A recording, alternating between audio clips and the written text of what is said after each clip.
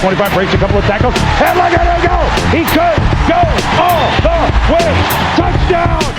Winning is not a sometimes. It's an always. Winning is a habit.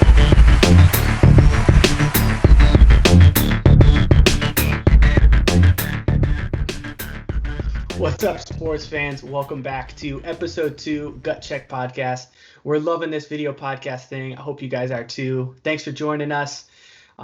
Hopefully you checked out episode 1 this season. We just did our first 10 picks. Now we're back. I'm your host, Matt Williams. With me, as always, good friend and co-host Seth Floyd Hansen. You ready to finish out round 1, man? I am. It was tough just doing 10 picks yesterday, dude. I could have gone mock draft after mock draft. But no, dude, I'm excited. This is what it's all about. And you and I especially, and I think anyone who's listening to this podcast, the draft is like, it's like Christmas morning, dude. It's such a unique thing in sports. And the way the NFL does it, now it'll be virtual this year, so it'll be different, but I just geek over the draft. So I'm excited. Yeah. It's a special time. Everyone's hopes are sky high. You think you're going to get the next missing piece, diamond in the rough that's just going to put your team into the Super Bowl. So it's pretty fun. And then, so believe it or not, we're now recording this Wednesday, the day before the draft. I've changed clothes. It doesn't look like you've changed clothes. Did you sleep in all of that? Oh yeah, I'm not taking this jersey off until the Niners win a Super Bowl. So I know. So I'm ready for the long haul. Yeah, that's going to be some time. All right. Maybe like shower with it so it gets clean or something. It's going to be a while. Whatever it takes. So. All right, man. Well, yeah, so we got a lot of picks to get through to finish out the round. So we'll just jump right into it. We finished off the top 10. Number 11 now, the New York Jets are on the board. What you got for them? So the Jets could go a handful of ways. And again, this is a mock draft where, like, if this is me, what I would do. And if I'm the Jets, I can't pass up one of these wide receivers. Yeah. You get first pick, and you've got Sam Darnold. You just let Robbie Anderson walk. They probably could go tackle here, and I would be very tempted to do that. But because it doesn't feel like there's a clear-cut number one tackle that you can't pass up, but there's a couple of wide receivers that you don't want to miss, even though it's a deep class. Like, there's a clear cut of a couple wide receivers. So for me, with the Jets at the 11th pick, I have them going CeeDee Lamb, and this is tough because I don't know if I like Lamb more than Judy or vice versa. What I like about Lamb is his size and his just his physicality and being able to get the ball. He's great after the catch. He doesn't have elite speed, but he's big and he's physical. The thing about Judy is I love that he's a great route runner, and that's the biggest thing of him is he's a great route runner. Sure. But he's not the fastest guy on the board. He's not the biggest guy on the board. Everyone just talks about his route running ability, which obviously is super important. When you're playing receiver.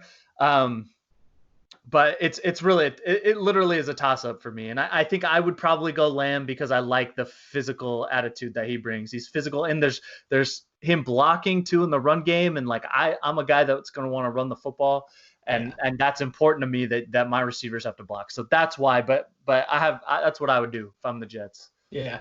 No, it makes sense. It makes so much sense that we actually agree on this one. So this is our second time we agree. I already have Jerry Jeudy off my board. He went number 9 to the Jaguars. So CeeDee Lamb is just the next guy. But I'm with you there. It's a toss-up. It's really just what your preference is. But fully agree. You got to help out Sam Darnold. You got to help out that offense. So I already have my tackles off the board as well. So go CeeDee Lamb. I think you can't miss there. But that's what makes these next picks so interesting as we'll get to the 49ers coming up here at 13. I'm going to have a run at wide receiver, and I think all these teams really need wide receivers. So if you're looking for a wide receiver, you need to make some moves here. So I'd expect some moves right here. If you're not already moving up into the top 10, you're going to move to like number 11, 12. So yeah, CeeDee Lamb for all those same reasons to the Jets at 11. And then I'll just jump 12. I got Henry Ruggs, the third, coming off the board, the wide receiver from Bama. So my 3 wide receivers are off now. Raiders are going to love this guy. Definitely need some weapons on offense to go with Josh Jacobs, Waller, help out if it's going to be Carr or Mariota, who's ever behind center there. So really taking those wide receivers before the 49ers get their draft. You would do that. Matt, so do you buy into this that the Raiders, because your mock draft is what you would do, Yeah. but let's say you're trying to predict what the Raiders are going to do, and in your draft, Herbert's still on the board. Yeah. Do you think Gruden and Mayock would pull the trigger on a Herbert, or do you think they're going to try and ride it out with Carr? Yeah, so it's funny because when I did this, right, I actually wrote Justin Herbert right here because I was like, he's still on my board. It's a reach, but you're thinking quarterback, right? So you got to go Herbert. But I don't know that you go out and get Mariota and keep Carr if you're going to draft Herbert or draft any quarterback. Now, sure, maybe they're not expecting him to fall to number 12 or one of their later picks, so that's why they got Mariota. But I think you have two starting caliber quarterbacks. Are you really going to waste a number 1 draft pick to get your first round draft pick, to get a new guy who could develop? I don't know. I mean, I wouldn't be the most shocked if Mayock or Gruden took that because they like good guys, I guess. And I think Herbert is that. He may not have all the stats, but he's prototypical size, got some arm strength. He's a winner. They just kind of like that in their prospects. So, yeah, I could see it, and I wouldn't be totally surprised. But I think they just need to start building around what they have and helping out the quarterbacks that they do have. Sure. And you know what? Like if I had to take a guess of what kind of career I think Herbert's going to have, it's Marcus Mariota. Yeah. I think he's going to do enough that where a couple seasons, you're going to be like, man, he could be the guy. Yeah. Like, let's keep it. And then he's going to end up as a backup somewhere, which, I mean, a lot of guys don't even stay as a backup. So honestly, it could be a good deal. But okay, so for the Raiders, I still have Jordan Love on the board. I'm not going Jordan Love with the Raiders. I wouldn't do it. I think Carr, like I just said, Carr's going to have a better career than Herbert is. And Carr's had a better career than Mariota. Probably never going to be a top 5 guy.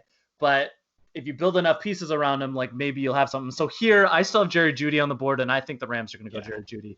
That's the pick I have. I think he's a legit number 1, or at least he has as good of a chance to be a number 1 as anybody. Great route runner. Like you just can't go wrong. So now you'll have a really good running back, Josh Jacobs, who looks real promising. You have Waller at tight end, who's a good threat. You're going to have Jerry Jeudy. Like things are starting to come together for Mayock and the Raiders and Gruden. And so I think it'll be fun going into Las Vegas too. Like this is a big year. This is a big year for them. And it's a big year. This is a big year for Derek Carr. And at least now, like this can be, if you're Gruden, this can be your final stand with Carr. Like this is it. He's got you draft a wide receiver, give him some help. You've got a running back, you got a tight end. We're in Vegas, like fresh start. This is his shot. And if he just doesn't, then I have to think that this time next year they'll be looking for a quarterback. Yeah. No, absolutely. I'm with you on that one. Give him a shot. He's been good. He's led the team to some success when healthy. Just give him some pieces. I think it'll work out. So, all right. The pick you've been waiting for, been dying for. We're at 13. If the 49ers stay here, I'll give my quick little spiel, turn the mic over to you. So obviously my 3 wide receivers are off the board now. Jeudy, Lamb, then Ruggs. So that's what I put in here. I highlighted it. The 49ers absolutely need to move out of this pick. They can try to move up if they really want a wide receiver, or they just fall back and say, hey, it's not worth it to get a wide receiver that early. Let's just get some more picks. Because they're not picking again. They have 2 first-round picks and then a 5th-round pick after that, if I'm not mistaken, right? Yeah, they don't pick again until the 5th round. Yeah. So they need some. So I don't have any trades here. So staying put, they get Grant Delpit, safety LSU. I think just, hey, get more pieces on the defense. It makes sense. Defense is what got you to the Super Bowl. Keep building on that strength. So that's what I got. I like that pick because I like LSU, and LSU is going to play a factor in this later in my mock draft. But my only thing with Delpit is he's playing safety, and we're not as hurting for a safety as much as we are for a corner. When I say we, I'm talking the Niners, obviously.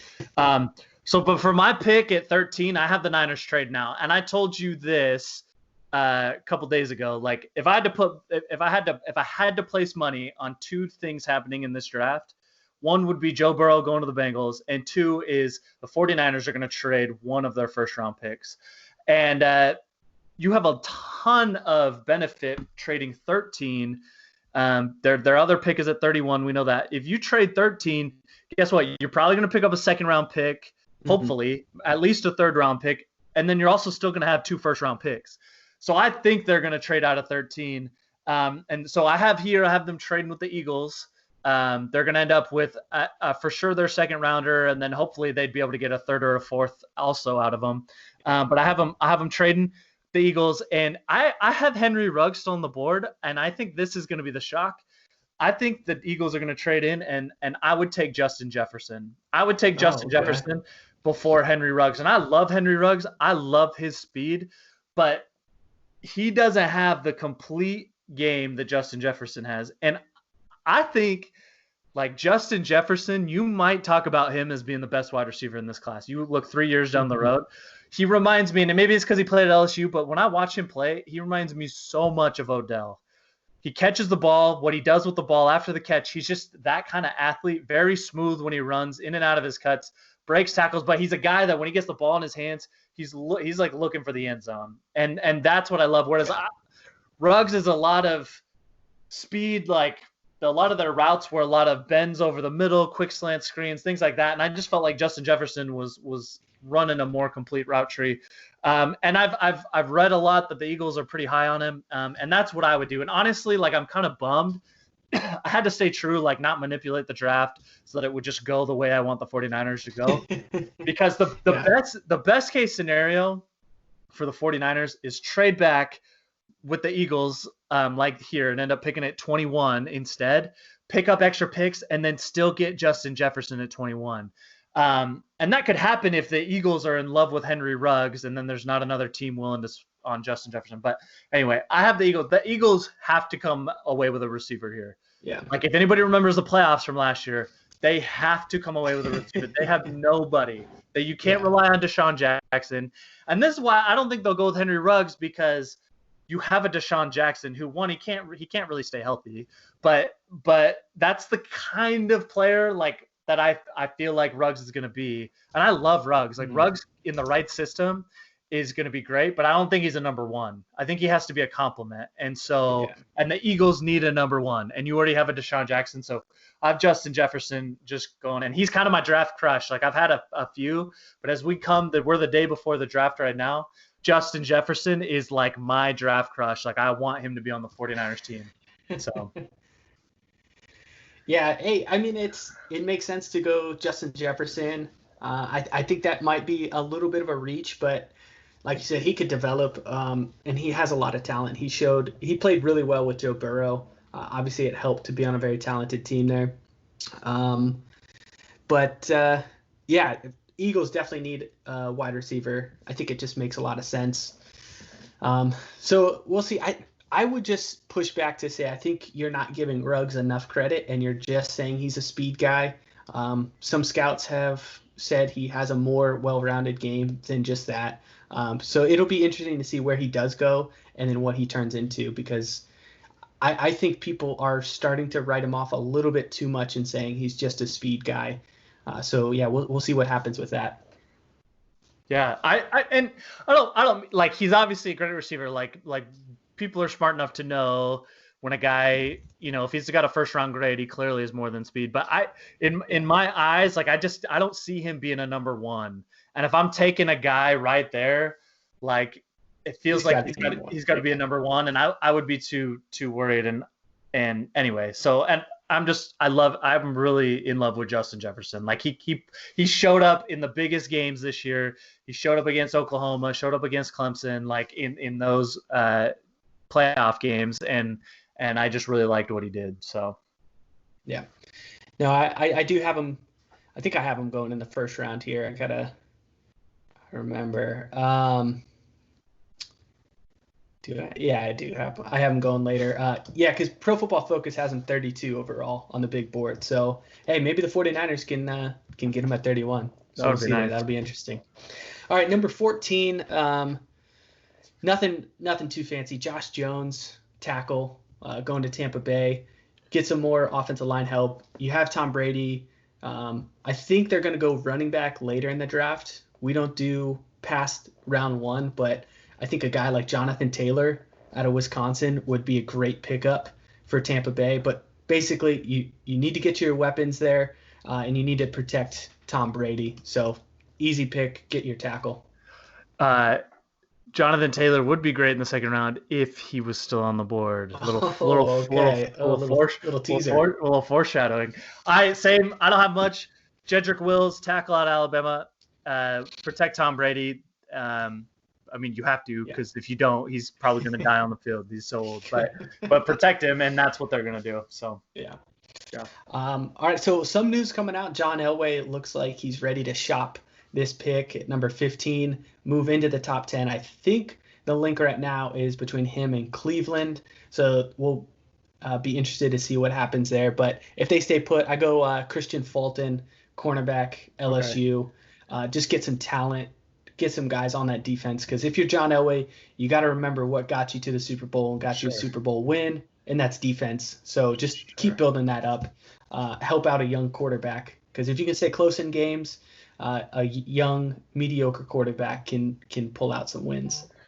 So I have the Broncos staying pat. I've been reading about that. They might trade up. If they're trading up, they want a receiver. That's what it sounds like. And this is a dream scenario for the Broncos, honestly, because right now at 15, I have Henry Ruggs going to the Broncos. Okay. And that's probably a steal anyway. Like Ruggs he's got elite traits. But this is a situation where Ruggs would flourish because you've got Cortland Sutton there already. Mm-hmm. And you can take the top out of the defense with Ruggs. And I think it would be a home run pick. I think there's been a lot of talks about the Broncos loving Henry Ruggs. I think they love all three of the top guys, honestly, and they'd be happy with any of them. But I think he would compliment them a lot. Plus, you got Drew Lock, who you're pretty excited about. You just signed Melvin Gordon, who, like, I'm higher on Melvin Gordon than I am Phillip Lindsay. Like, Melvin Gordon screwed himself over because of just what he did with the holdout, and that really kind of hurt everything. But I think he's getting a fresh start. He's going to come in. He's going to work his freaking butt off because he wants to take it to the Chargers. And so I think the Broncos are cooking. I think they're developing some good stuff there, especially if they landed a guy like Henry Ruggs. Yeah.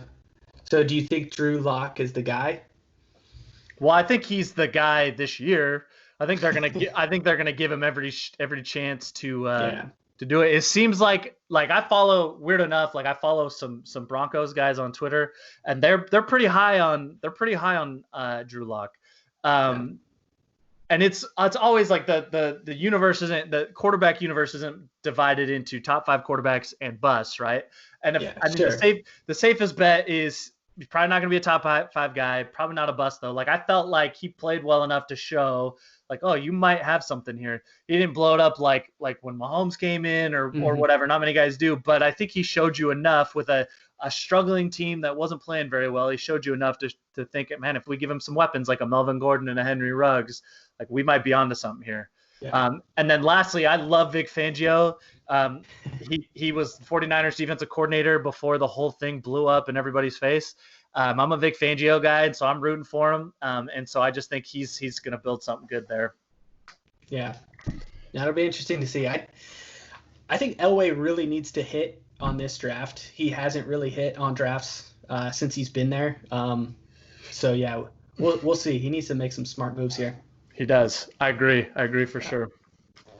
And then quickly with the Falcons, you've already talked about this player. You had him off the board already. Derek Brown, defensive lineman out of Auburn. So I still had him on the board.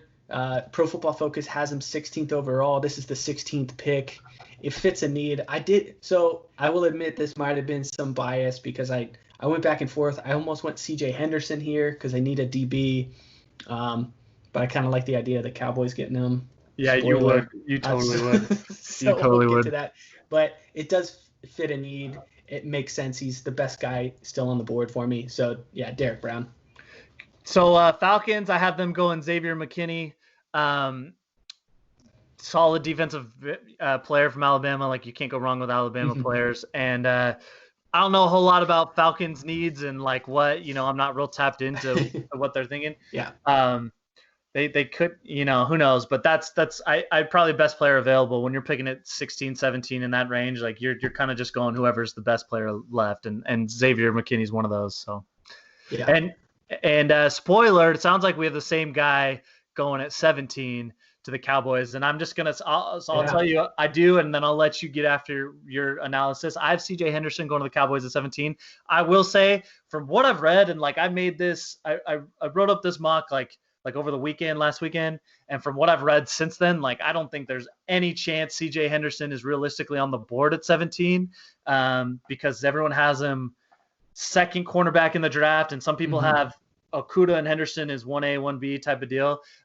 So if he is on the board at 17, like no brainer, CJ Henderson. The difference that I've heard between them is Okudah is more technically sound, but CJ Henderson's the better athlete and maybe has more upside that way. Yeah. Either way, like if the Cowboys get CJ Henderson, like A+, like can't go wrong.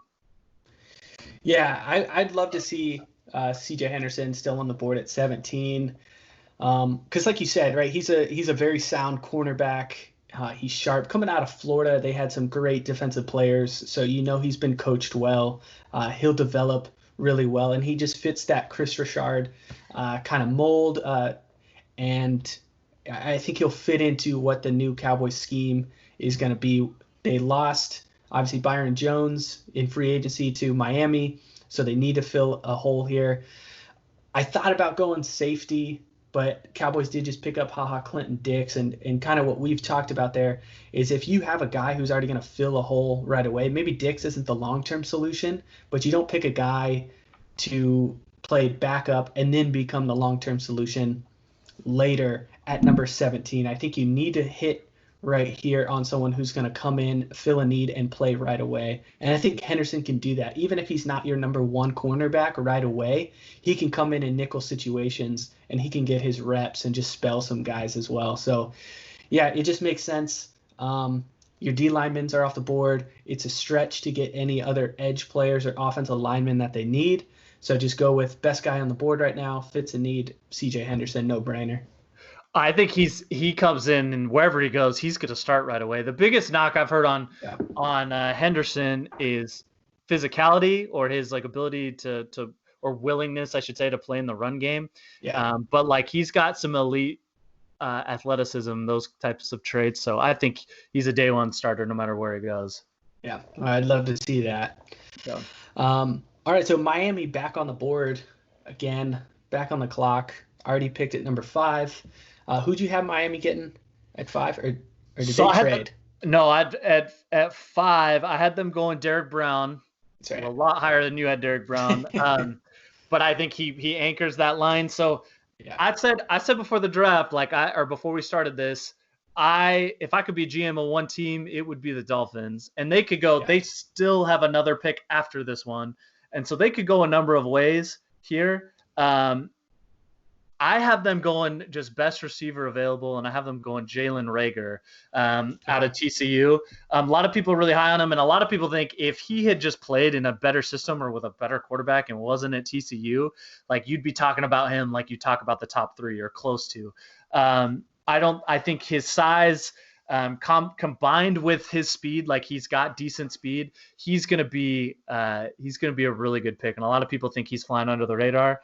You give Devontae Parker some help, and whoever you're going to have to play a quarterback, like you're just going to help them out. And so I have Jalen Reagor, 18 to the Dolphins. Yeah, it's interesting about Reagor. I have him coming off the board a little bit later, but still round 1. Some TCU wide receivers have been big names, and they've gone early in the draft, but they've kind of been busts, right? Wasn't Josh Doxson? Yeah. To the Redskins at like 18 that year or whatever, 14. Yeah. So yeah, it'll be interesting because it does seem like they produce some talent at wide receiver, at least in college, and hopefully it can translate. So yeah, I like the pick. I think it makes sense. Help out that offense. So I go defense here. I got Tua to Miami, number 5. Nothing too crazy there. So now Xavier McKinney, safety for Bama, still on my board. So I think he goes here. It's a little ironic because you traded a Bama defensive back to get this pick for the Dolphins, and then you just get another one right back. But hey, you got to fill a need. You can't just only be going offense. You got to get both sides of the ball here. So best player on the board, fits a need. And again, you still have that extra pick at like 26. So. Mm-hmm. Good pick. Can't go wrong. Yeah. Raiders back on the board at 19. I'm going. So I really like this pick. I hope this guy pans out. I'm gonna keep an eye on him wherever he goes in the draft. But I got AJ Epinesa, edge player out of Iowa. Pretty cool story from America Samoa. So Seth, one of your boys, right? He's a Tua guy. I promise you, he's a Tua guy. Yeah. So his dad was a walk-on at Iowa, and his family of like 6 kids. His dad's been coaching them all, training them all. He followed in his dad's footsteps to Iowa, and he's a top-rated prospect right here. So I think Gruden and Mayock would love this type of guy who's just a hard worker, gets after the ball, just absolutely a stud coming out of the Big Ten where they play some big boy football. So he fits a need. I think it makes sense for the Raiders to get him here. So 19, I actually have Jeff Gladney from TCU. I have 2 TCU guys back to back, which is pretty funny considering TCU wasn't great, and they're gonna have. I actually have 3 first-round picks from TCU going in this draft, which is crazy. But I think Raiders need help all over. They do. It sounds like their offense is coming together, especially if you take Jerry Jeudy. So I think they're gonna go with the defensive side of the ball in this. Jeff Gladney. Okay. All right. Jaguars back on the board at 20. What do you have here? So I have Delpit, LSU safety. He's I'm a believer in like I know Mayock kind of did this when they took Clelin Ferrell. They took him. What did they take him 4th overall or whatever, or 3rd overall, something crazy. Part of it was because he played in a championship team, and that was kind of a reach. I get the logic because that's how I think too. Like I want these guys that have been in good programs, sure, and that know what it takes to win. And that's partly why I think this is a good fit for the Jaguars. Like they have a young team. They need some guys who know what it takes to win, and he'd be a culture guy as much as a talent. Like I think he's a really good player. And so anyway, Jaguars go Delpit at 20. Yeah.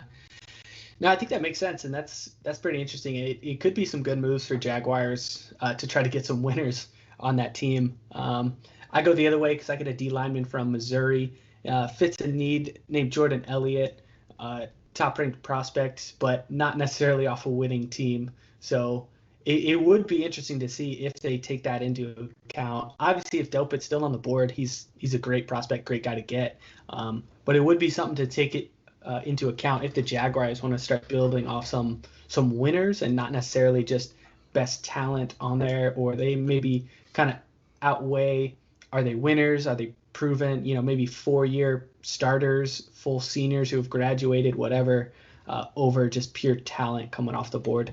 Mm-hmm. No, you're not wrong.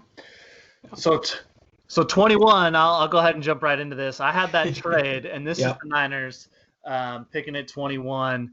I'll say this: if this happens, the Niners are on the board at 21, and this is the board, and this is how the board is played out.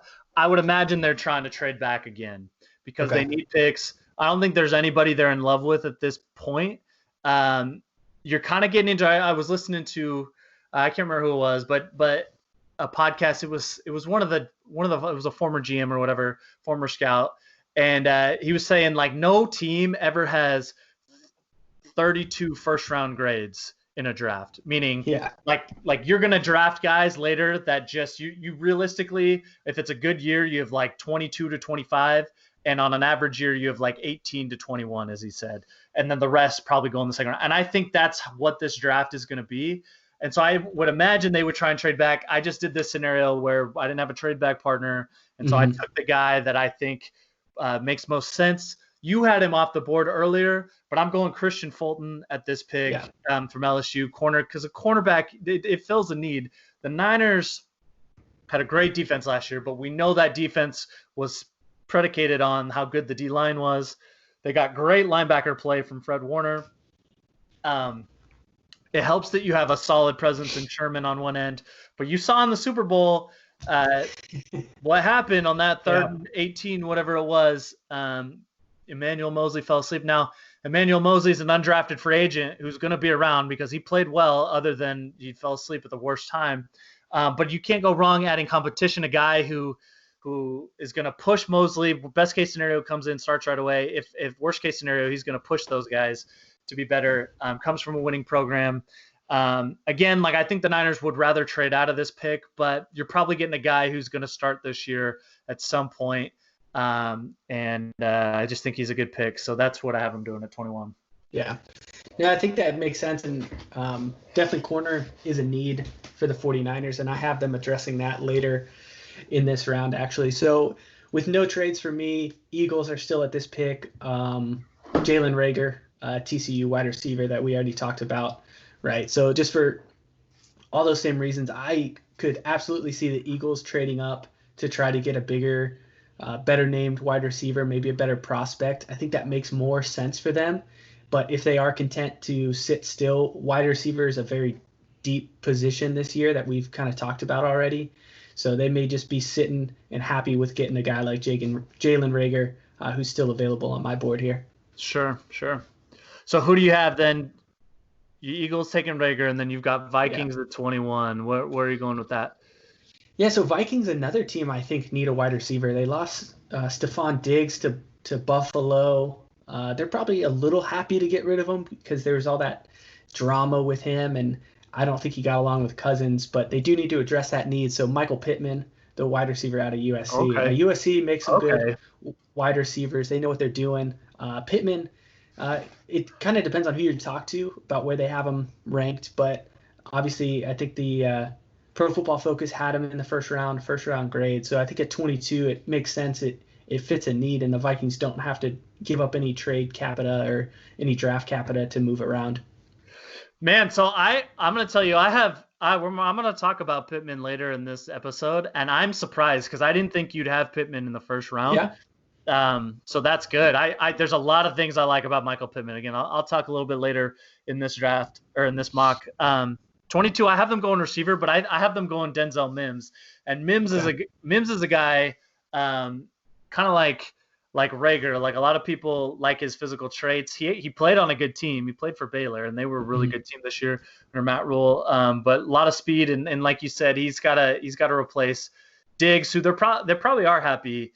Like I think Diggs is a good player. I think he benefited a lot playing with Adam Thielen and Dalvin Cook. I would probably take Diggs over Thielen, but I think those two not playing together, like their game is going to be different. So they need to try and find a guy who can impact the game to free up Thielen still. And so they don't have to crowd the box when they know they're going to run the ball with Dalvin. So I have them going Denzel Mims. Yeah. No, I think that makes sense. Mims was actually 36th on the big board there. So I was just trying to, like we said, we're not watching all the tape. So based off the information I had, they had Pittman at 22. So just a perfect match right there. New England Patriots picking 23. I think this is going to be a very interesting one to see the direction they go without Tom Brady. So what do you have for the Patriots at 23? So there's a ton of talk about them trading up. There just is that they're going to need a quarterback, and they can do it now with Tom gone. Like this is going to be. I mean, imagine Belichick making a move, grabbing a quarterback. He trades up or whatever, and then them being successful. Like, could you imagine what the headlines would be? It'd be crazy. Yeah. On my board, I still have Jordan Love on the board, and he's going to the Patriots. That's what I have. I think if he's on the board, like Bill's gonna pull the trigger. I just think he is. I think Bill doesn't really care who's on his team for the most part, because I think he thinks he can win with whoever, and he's proved, like for the most part, he can win with a bunch of B to B- athletes and team as long as he has a good quarterback. And I imagine Jordan Love would go. This would be almost a perfect scenario for Jordan Love because he's going to go to a team that has proven, like with Garoppolo and then Jacoby Brissett. I know those are small sample sizes, but they've been successful when they've had other quarterbacks in, and so I think they're going to pull the trigger. I think they're going to. So yeah. So quarterback's an obvious need. I don't think Stidham is the long-term solution. Quarterback out of Auburn who's there now on the Patriots, right? But I just don't think Jordan Love fits the mold of a Belichick guy. So Belichick's never drafted a quarterback in the first round. Obviously, that's skewed because once you have Tom Brady and you have the greatest of all time, you don't even think about quarterback. But I just think Belichick thinks he can take a project and he can turn it into a winning quarterback like he did with Tom Brady. And the other thing is, what Belichick cares about is defense and not turning the ball over. Jordan Love had the most turnovers in college last year. So it's definitely a stretch, but he is athletic. He has the size. He has the arm strength. He can definitely turn into something with some coaching. So it would be interesting. But I have him going Patrick Queen, linebacker out of LSU. Okay. They just lost Van Noy to free agency, him going to Miami. So I think Belichick wants to just beef up that defense again because he's going to stop the run. He's going to control the line of scrimmage. He's going to cause turnovers on defense, and then his offense doesn't have to do that much. So I have them going defense here, and they'll address their offense later. One thing I'll say in Jordan Love's defense, and you're right, like my red flags for Jordan Love, one, he turned the ball over this senior year, and he played at Utah State. Like, it's just different competition. I know Josh Allen's had some success playing at Wyoming and then going to the Bills, but it's like scares me. But I will say, like, he went through a coaching change this year. He lost some pieces, and that's kind of what some of the people that are defending him are saying. He's a project for sure. Like, he's not a day one starter, I wouldn't think. But Stidham's not. I just don't think he's the guy. So you never know. But those are some things I would take into account. But I like Patrick Queen. Like, I think I have him going later in this round. I don't know if he'll make it all the way to the pick I have because we haven't seen linebackers coming off the board really. So there might be a team that needs him. But I think, I mean, if he plays on a Belichick defense, like, he's going to be successful. So it's a good pick. Yeah. I thought so too. Thank you though. Yeah, you're welcome. 24, New Orleans Saints. I go Jalen Johnson, cornerback out of Utah. Had some cornerbacks come off the board already for me, so he's the next best player, and it just fits a need, matches what's on the board, so they're not reaching for some of their maybe bigger needs that they have. Sure. Saints 24, I have them going Kenneth Murray, linebacker. Okay. I mean, they could go Patrick Queen here too, yeah. So I just have them just solidifying defense. But Saints are gonna be tough. They're gonna be tough. Yeah. Now, the one thing, I mean, they added Emmanuel Sanders, who clearly has some juice. He's got some gas left in the tank.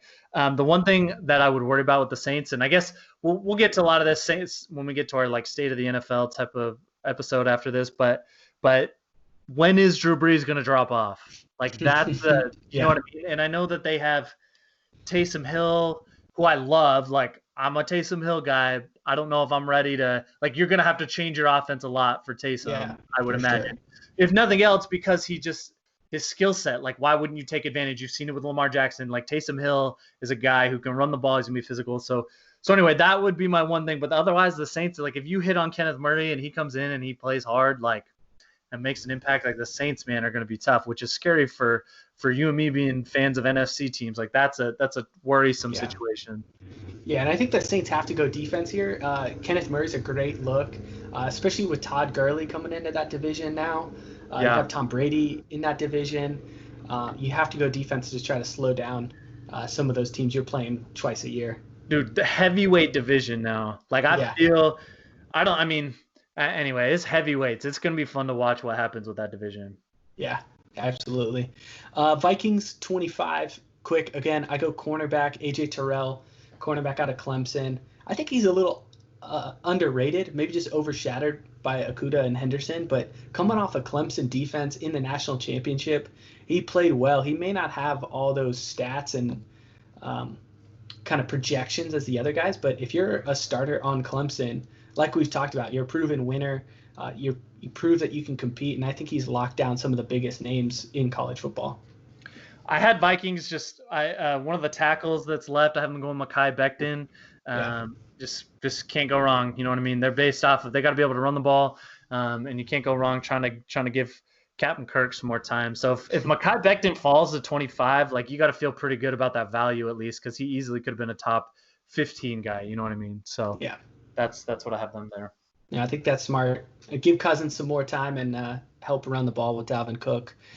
Dolphins back on the board at 26, third pick in the first round. What do you got for them? So this is this is probably my favorite pick if I'm the Dolphins. Like, I'm not gonna lie. Yeah. And this, you're gonna tell me it's a reach. I'm sure Pro Football Focus has whatever out there, but I think the Dolphins if I'm the GM, they go Jonathan Taylor at this pick. And let me tell you why, okay? Okay. Let me tell you why. You need a guy who can move the ball. You don't have a star quarterback. You don't have. You've got Fitzpatrick right now. You didn't get Tua. You didn't get Burrow. Maybe you go get a Cam Newton, but you don't know. Maybe you trade for Andy Dalton, but not a star quarterback, right? You need a guy that can move the sticks, and that's all Jonathan Taylor did. Now, people are like, what about his? He's got a lot of mileage on him. Yeah. Mothers, you parents out there, don't let your kids be running backs. Okay, don't let them be running backs. Okay, they end up like me with 3 knee surgeries, and it's just a bad deal. Okay, but Jonathan Taylor, I'm not worried about his durability because of 2 things. One, like his short-term durability is fine. He proved that at Wisconsin. Like he's a guy who stays healthy regardless of all the mileage on him. Like Leonard Fournette should have had more red flags coming out because he was hurt through college and had a lot of usage on him. Jonathan Taylor doesn't have that. I make this pick knowing full well if I take him in the first round, I get that 5th-year option on him. Okay, mm-hmm. I have a chance to have him for the fifth year on his contract. I also know that running backs in the league have like a 5-year career in their prime. And sure. I'm taking this pick, not planning on re-signing him with a second contract. Unless something crazy happens, like I'm just not. I'm just thinking, man, I'm gonna stabilize my franchise right now. We're gonna move the football. I have Jalen Reagor, I have Devontae Parker out on the outside. I can throw the ball a little bit there, but I'm gonna stabilize this team with Jonathan Taylor. Not gonna have pressure on any of my quarterbacks that aren't top 5, top 10 guys. But we're going to make a push for a wild card spot because I don't have Tom Brady in my division anymore. And we'll get to this, but we have an extra playoff spot now on each side of the conference. I'm trying to make a push. And people, you're supposed to build for Super Bowls and you're not supposed to be satisfied. Well, guess what? If I'm a team that hasn't had much success, if my team could just make it to the playoffs, like that's a success. That's stabilizing your franchise. And that makes you a more appealing franchise, and that's going to save my job as a GM. And I'm just telling you, I think this is the kind of move that stabilizes your franchise a little bit. And this dude's the real deal. He's the real deal. 2,000 rushing yards. He's got experience. He knows how to take a hit. He knows how to read blocks. And that's what I would do. And I just love this pick. I know it's a little bit of a reach, probably because he's a running back, if nothing else.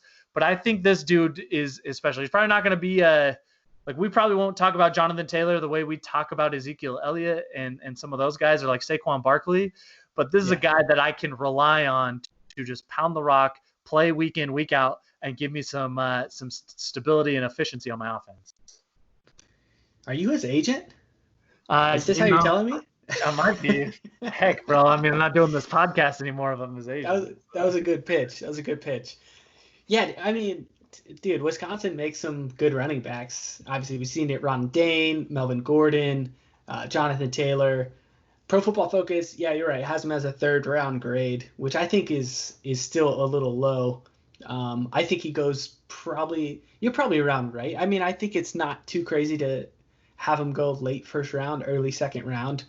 So yeah, I mean, it's good. I'm not as versed in Pro Football Focus as you are. Does he have does 3rd-round grade, does that factor into position at all, or they just think that's his talent is 3rd round? So they have him like 80th overall on the big board, and they actually have him as the 3rd running back. Okay. So they have some others ahead of him. I think it's I'd have to look it up, but I think they have like J.K. Dobbins ahead of him. Swift probably. And Swift, yeah. So, okay. But hey, I mean, I like them. I do like running backs that can come out of Wisconsin.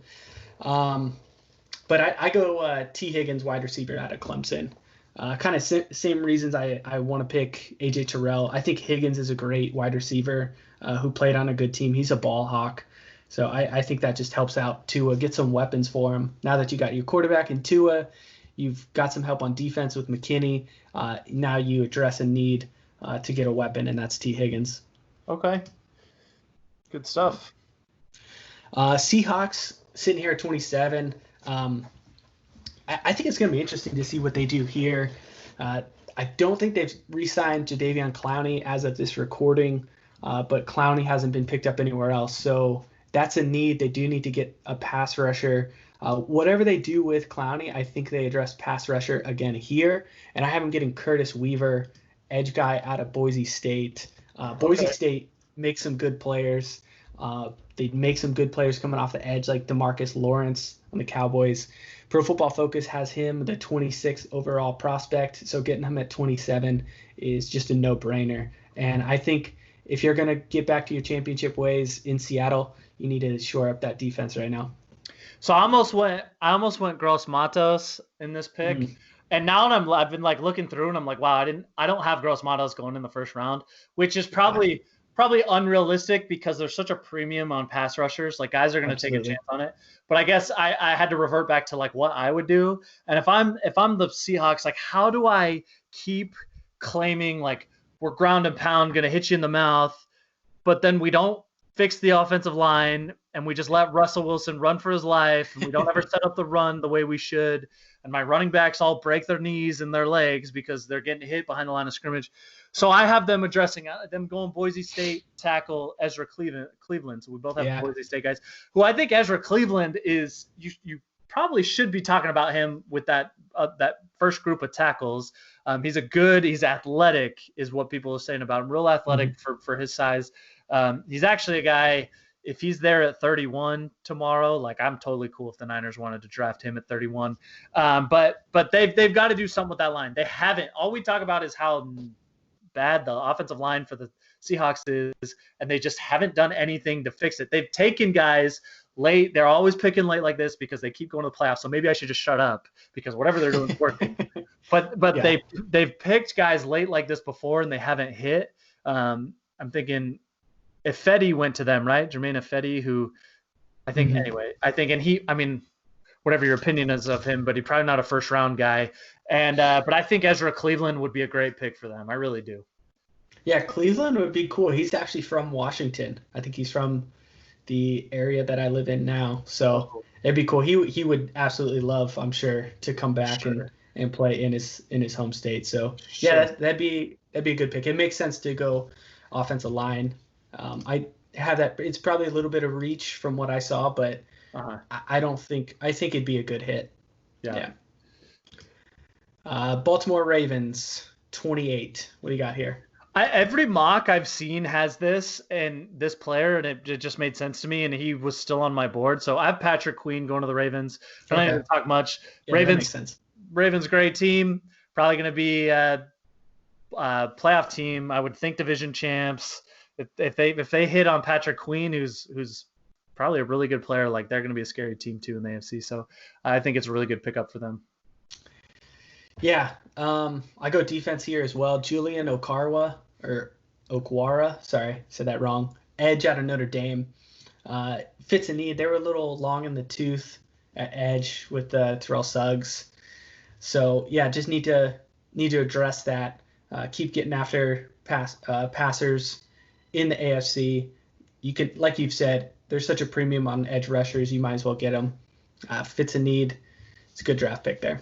Well, yeah, and if you're playing in the AFC, like you have to get to Mahomes in the playoffs. When you see them eventually, you have to get to Mahomes, and so it makes sense for sure. Absolutely. This next pick, this was weird. This is kind of a tough one. Tennessee Titans at 29. I was looking at their needs across the board, and I just didn't see like anything that really fit. So I have them going for best player on the board right now. And that's, I'm going to butcher his name because I haven't looked it up, but Laviska Shenault, the wide receiver out of Colorado. Wow. Honestly, it's just so Pro Football Focus, again, I'm locked into that big board, has him as still the best wide receiver on the board right now. So they have A.J. Brown, who was obviously great, but just get another weapon on the outside, help out Ryan Tannehill, help out that running game as well, set up the play action pass. So they're just really taking best player available right now, which is, I think, a smart thing to do as a general manager, and it's what I would do. You don't want to get into the habit of just reaching because that's what you think a need is. Sure. They can always get talent on their team. So, yeah, just get the best player on the board. Well, and you could argue that is a need for the Titans too. I mean, Yeah. AJ Brown is good, but last I checked, in NFL today, you got 3 receivers on the field at all times. So At I feel least, like it's a solid pick. I have Ross Blacklock, D lineman out of TCU. He's my third TCU guy. Just every mock I've seen is he's a first round talent, or at least they think he's going first round, even if he doesn't have a first round grade. And I'm just I'm a line of scrimmage guy, so I went Ross Blacklock. Yeah, definitely. And I think their head coach would definitely love that. I think you living in the Dallas area, it's rubbing off on you, man. You got a lot of TCU all guys these coming off Texas the board. Well, because the University of Texas isn't going to have anybody going in this first round. So I know, man. I know. We just lost like half our fan base. That's all right. Yep. All right, so 3 picks left. Justin Jefferson going to Green Bay. He's still on my board. Man, Definitely get some weapons for the Packers. And of course, I have to steal it away from the 49ers. I know, man. If Jefferson falls to 30, bro, I'm gonna be. And if he does go right before the Niners are 31, I'm gonna break my TV. But also, if Justin Jefferson gets drafted by the Packers, he's gonna be one of my top picks in fantasy. Like I think Rodgers is gonna blow it up with Justin Jefferson. I have the Packers going receiver. They need to give Rodgers and Devontae Adams some help. They just have to. And I have them going T. Higgins. He's still on the board. Okay. I don't love T. Higgins. I'm just going to be honest. And I'm going to talk about this when I talk about Pittman, wink, wink, foreshadow. But there's a couple things with Higgins that I didn't love. One being his production. He wasn't the highest production guy last season, 50-something catches. I had it written down, 50-something catches. But my sneaky thing is that I think is super important with athletes is their vertical. I think vertical, you can't just go off of 40 time. You have to go off vertical as well, because 40 times can be weird. Like you could have a bad start. There's little things like that tell a part of the story of your speed, but doesn't tell the whole story. I think you have to combine it. And he only jumped a 31 in his vertical. And Matt, at 215 pounds 2 years ago, I jumped 31. And so if he's the same, now he ran a lot faster 40 than I did. He was like a 4.5 guy, but he's jumping the same as me. Like that to me, like doesn't mean he's going to be a bust, but for me, I would pause a little bit. Along with the production, it's not my favorite. That's why I had him falling all the way to 30. Now with Aaron Rodgers, and he doesn't have to be the number 1 guy. He can play number 2 behind Davante Adams. I think is a good pick for them because they have to give Rodgers some help. All they do over there is draft defensive players and just tell Rodgers to figure it out on his own. And they have to stop doing that at some point. And I think they do it here. So yeah, no, I think that makes sense. All right, gotta wrap up this draft pretty quick. I'll let you talk. Well, I thought you were going to end the episode right now. No. Yeah. I'll let you get to the 49ers. This is where I have them addressing their cornerback need. Trevon Diggs, cornerback out of Alabama. Basically, for all the reasons you said, they need a cornerback. He's the next best guy up on the board, so fill a need here.